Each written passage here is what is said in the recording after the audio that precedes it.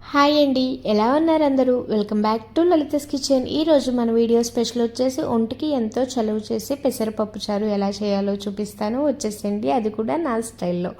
ముందుగా కుక్కర్లోకి 1 కప్పు వరకు పెసరపప్పు వేసుకుని 2-3 సార్లు మంచిగా వాష్ చేసుకోండి. పెసరపప్పు వాష్ చేసుకున్న తర్వాత ఇందులో 1 కప్పు పెసరపప్పుకి 3 కప్స్ వరకు వాటర్ యాడ్ చేసుకుని ఇందులో కొంచెం పసుపు అలాగే 1 స్పూన్ వరకు ఆయిల్ కూడా యాడ్ చేసుకుని ఒకసారి కలుపుకొని కుక్కర్ విజిల్ పెట్టేసి మీడియం ఫ్లేమ్లో 3 to 4 విజిల్స్ వచ్చేంత వరకు బాగా కుక్ చేసుకోండి.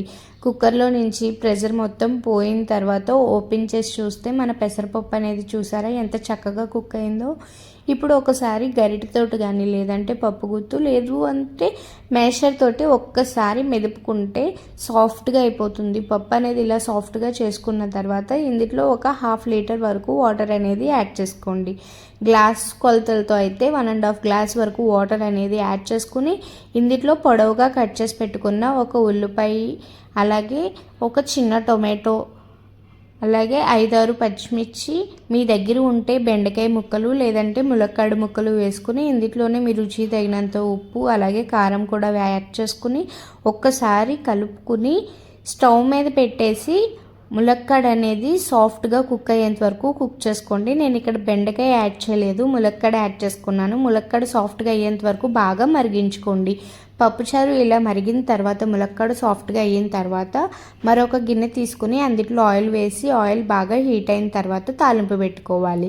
తాలింపులకి ఆవాలు, జీలకర్ర, ధనియాలు, ఎండుమిర్చి, వెల్లుల్లి రెబ్బలు, కరివేపాకు అన్నీ వేసి తాలింపు మంచిగా వేగిన తర్వాత ఇందులో మనం ముందుగా మరిగించి పక్కన పెట్టుకున్న పప్పుచారు అనేది వేసుకోవాలి. పప్పుచారు వేసుకున్న తర్వాత మన చేతి గుప్పెడంత కొత్తిమీరని తీసుకుని చిన్న ముక్కలుగా కట్ చేసుకుని కొత్తిమీర వేసుకుని మీడియం ఫ్లేమ్లో ఒక 1 మినిట్ పాటు ఒక మరుగు వచ్చేంత వరకు పప్పుచారుని బాగా మరిగించుకోండి. అది మరిగిన తర్వాత స్టవ్ ఆఫ్ చేసి చల్లారబెట్టేసుకోండి.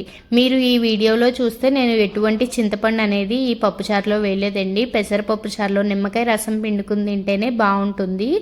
అలాగని చెప్పి వేడి మీద అస్సలు వాడకూడదండి. పూర్తిగా పెసరపప్పు చారు చల్లారిన తర్వాత మాత్రమే ఒక నిమ్మకాయని 2 బద్దల కింద చేసుకుని నిమ్మకాయ రసం మొత్తం పిండుకుని సర్వ్ చేసుకుంటే మన పెసరపప్పు చారు అనేది రెడీ అయిపోతుంది. నిమ్మకాయ వేయటం వల్ల పెసరపప్పు వల్ల రెండిట్ల వల్ల ఒంటికి మంచిగా చలవ చేస్తుంది. మీరు కూడా ఒకసారి ఈ పెసరపప్పు చారుని ట్రై చేసి ఎలా వచ్చిందో కామెంట్స్లో చెప్పేసేయండి. అంతే ఈ వీడియో. Bye. Thank you for watching. Please do like, share and subscribe to my channel.